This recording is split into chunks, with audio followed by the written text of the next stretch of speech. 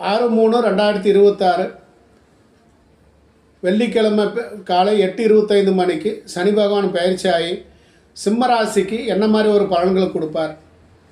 உங்களுக்கு மதிப்பெண் அப்படின்னா ஒரு 45 தான் கொடுக்கலாங்க. ஏன் கொடுக்கலான்னா கெண்ட சனி முடிச்சு போட்டு இப்போ அஷ்டம சனிக்கு வரீங்க.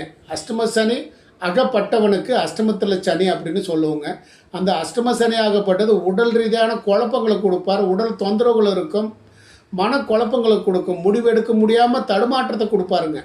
ஒரு பக்கம் வந்து பார்த்திங்கன்னா உடம்பு தொந்தரவு இருக்கும், ஒரு பக்கம் எதுவுமே முடிவெடுக்க முடியாமல் ஒரு குழப்பங்களையும் கொடுப்பாருங்க.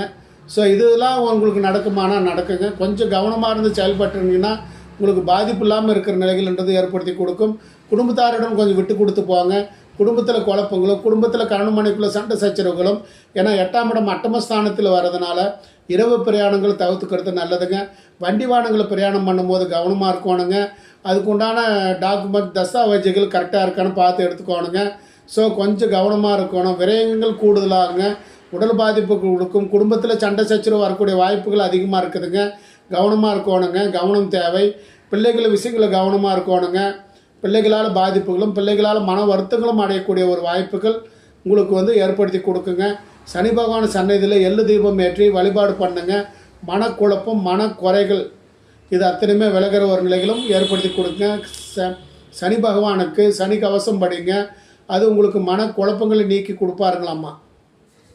ஸோ இந்த மாதிரி செஞ்சிட்டிங்கன்னா உங்களுக்கு அந்த பாதிப்பாகப்பட்டது குறைக்குங்க. இது செய்து பயன்பெறுங்க.